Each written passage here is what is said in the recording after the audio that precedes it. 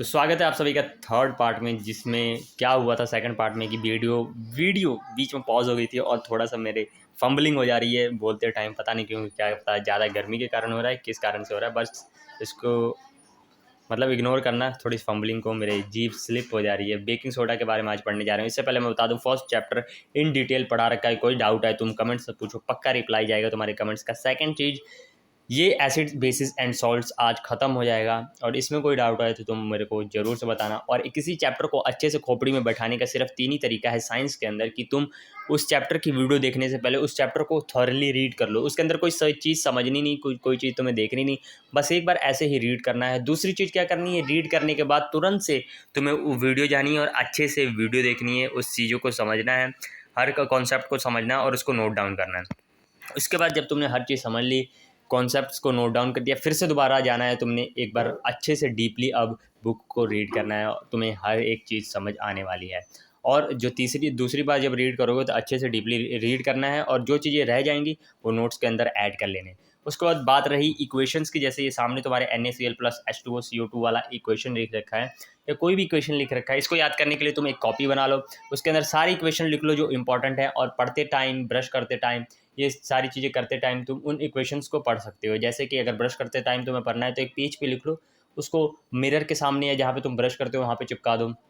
तो अपने वॉशरूम के अंदर अगर पॉसिबल है तो चिपका दो पोस्टर्स, जो कि रिएक्शंस लिखे रहेंगे। अपना काम भी करते रहो और उस चीज़ों को पढ़ते रहो। ये टॉपर्स की तकनीक है और मैंने भी ये अपने पढ़ाई के टाइम पे अपनाया था, तभी मेरे 12th के अंदर 90-80% से ऊपर आए थे और 10th के अंदर भी 90 अबव आए थे, यही सारी टेक्निक्स अपनाने से। अगर तुम्हें टॉपर बनना है तो तुम्हें 90% बच्चों से चीज़ें अलग करनी पड़ेगी। 90% बच्चे अपने वॉशरूम में पोस्टर लगाने से मतलब शर्माएंगे, पर टॉपर नहीं शर्माएगा, तुरंत जाएगा, लगाएगा। अपना संडास कर रहा है, 10-15 मिनट लगेगा, उस 10-15 मिनट में तुम्हारा इधर काम हो रहा है, इधर तुम अपना रिएक्शंस को रिवाइज कर रहे हो। तो ये तरीका अपनाओ, तुम्हारे को बहुत काम आने वाला है।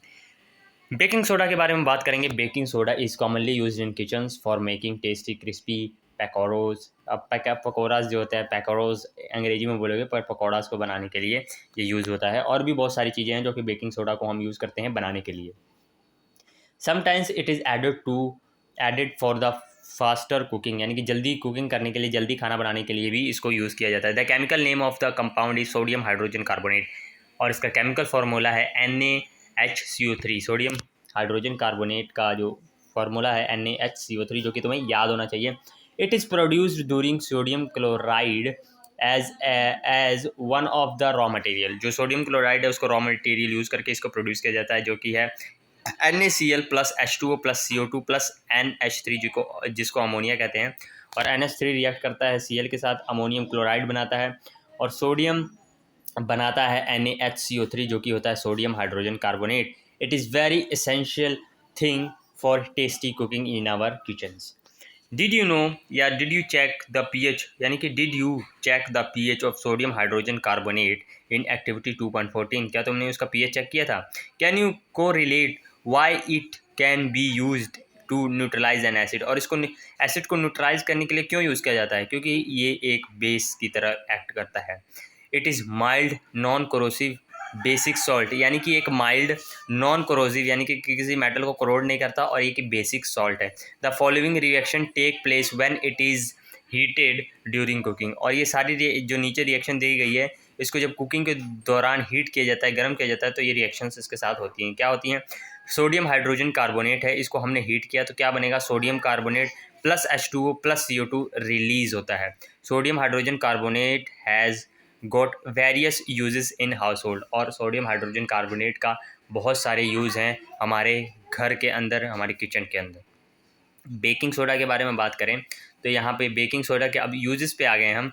तो making of baking powder, baking powder के बनाने में बेकिंग सोडा यूज़ होता है, which is a mixture of baking soda, यानी कि sodium hydrogen carbonate and mild edible acid such as tartaric acid को मिलाकर, और सोडियम हाइड्रोजन कार्बोनेट को मिलाकर बेकिंग सोडा बनता है। व्हेन द बेकिंग पाउडर बनता है, बेकिंग पाउडर इज हीटेड और mixed in water, the following reactions take place. यानी कि बेकिंग पाउडर को जब हम हीट करते हैं, पानी के साथ मिलाते हैं, तो ये रिएक्शंस होती हैं, जैसे कि NaHCO3 plus H plus from N acid. H plus कहाँ से आया? एसिड से आया, जो कि क्रिएट करेगा CO2 प्लस H2O, और सोडियम सॉल्ट ऑफ एसिड, और ये सारी चीज़ें हम लोग देखने को मिलती हैं।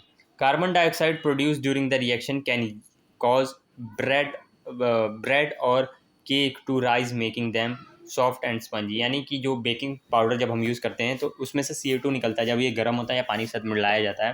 तो इसी कारण से जब हम केक के अंदर बेकिंग पाउडर डालते हैं तो उसके कारण केक के अंदर फ्लफ़ी यानी कि स्पॉन्जी फीलिंग क्यों आती है, क्योंकि जैसे ही CO2 बाहर निकलने की कोशिश करता है तो ढेर सारे बबल्स के रास्ते बनते हैं उस आटे के अंदर, उस मिक्सचर के अंदर, जिससे उसके अंदर फ्लफ़ी फीलिंग आती है। तुम कभी ब्रेड को ध्यान से देखोगे तो छोटे छोटे होल्स होते हैं, वो क्या होते हैं, उसके अंदर से CO2 निकला होता है, वो होल्स उसके द्वारा बनाए गए होते हैं।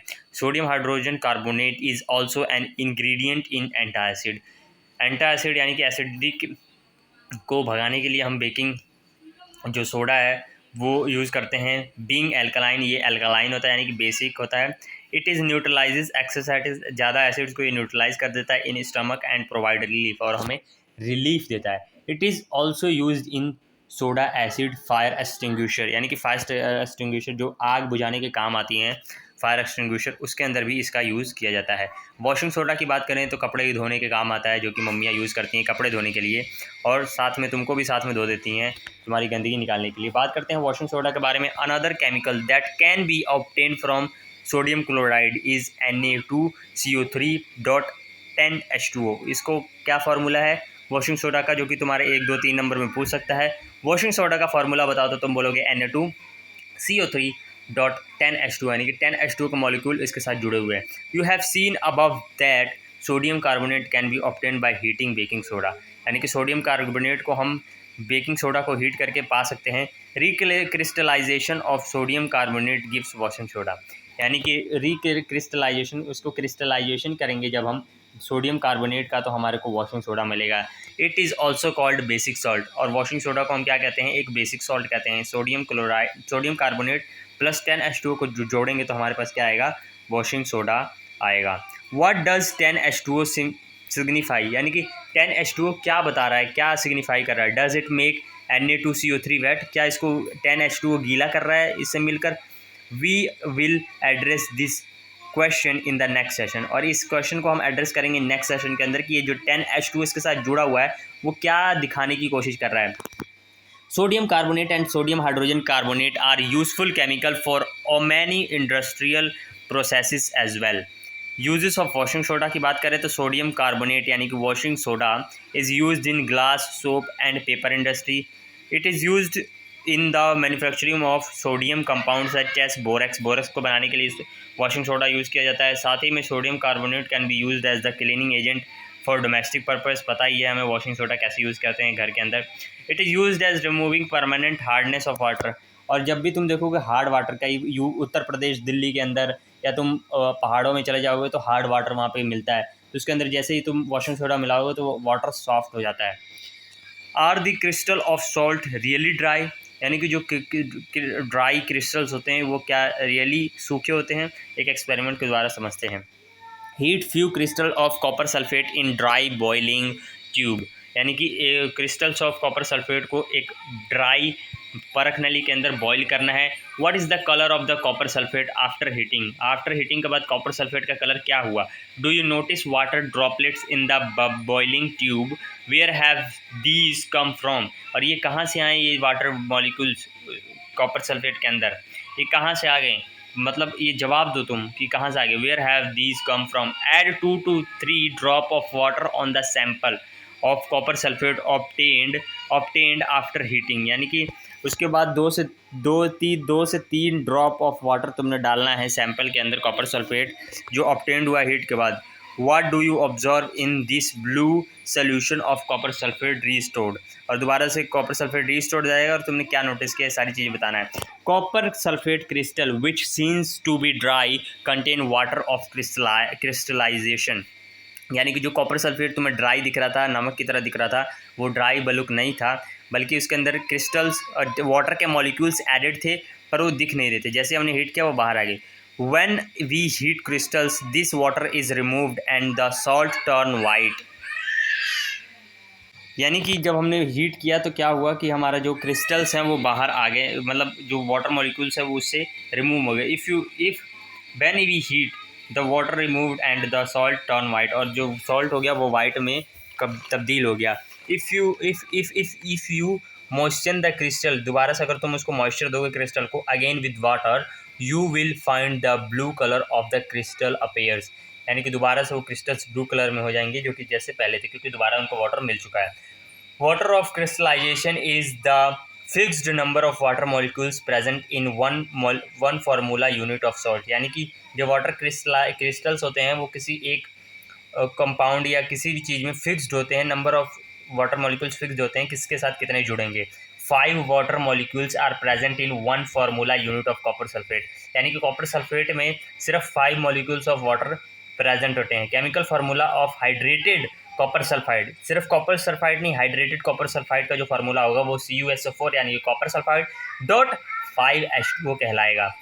Now you will be able to answer the question whether the molecule of Na2CO3 dot 10H2O is wet, यानी कि अब इसका सवाल का जो ऊपर वाले सवाल का जवाब मिल गया होगा कि ये क्या चीज़ होने वाली है। उसके बाद one other salt which possess water of crystal in gypsum, it has 2 water molecules as water of crystalline, it has the chemical formula CaSO4.2H2O। अब इसके अंदर 2 वाटर के मॉलिक्यूल उसके साथ चिपके रहते हैं, एड रहते हैं। Let us look into the use of this salt, और इस सॉल्ट का यूज़ क्या है ये हम देखते हैं। Plaster of Paris one on heating gypsum, यानी कि इसको हीट करते हैं तो एट 373 केल्विन पे, तो it loses water molecules and become calcium sulphide hemi hydrated, यानी कि ये लूज़ कर देता है अपने वाटर मॉलिक्यूल्स, और आधे वाटर मॉलिक्यूल्स लूज़ करता है, आधे रह जाते हैं, और ये बन जाता है कैल्शियम सल्फेट हेमी हाइड्रेटेड, यानी कि आधा hydrated. This is called plaster of Paris, और इसको हम क्या कहते हैं, प्लास्टर ऑफ पेरिस कहते हैं।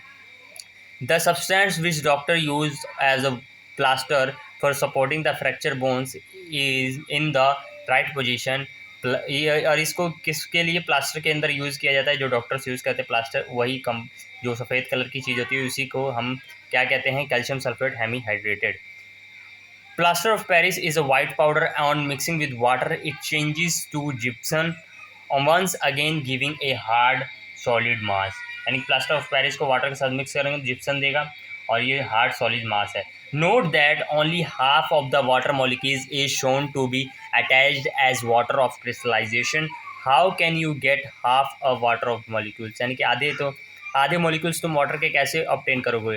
It is written in this form because 2 formula unit of CaSO4 share 1 molecule of water, यानी कि तुम्हें समझ आ रहा होगा कि 2 CaSO4 हैं तो एक वाटर ले रहे हैं, इसके कारण ये चीज़ें हो रही हैं। Plaster of Paris is used for making toys, toy बनाने के लिए भी यूज़ किया जाता है। मटेरियल फॉर डेकोरेशन के लिए भी यूज़ किया जाता है। फॉर मेकिंग सरफेस स्मूथ, और चीज़ें स्मूथ बनाने के लिए भी सरफेस को यूज़ किया जाता है। Try to find out why is calcium sulphate hemi hydrated called plaster of Paris, और तुम्हें ये ढूंढ के लाना है, कमेंट में बताना है कि इसको प्लास्टर ऑफ पेरिस कैसे कहा जाता है, क्यों कहा जाता है।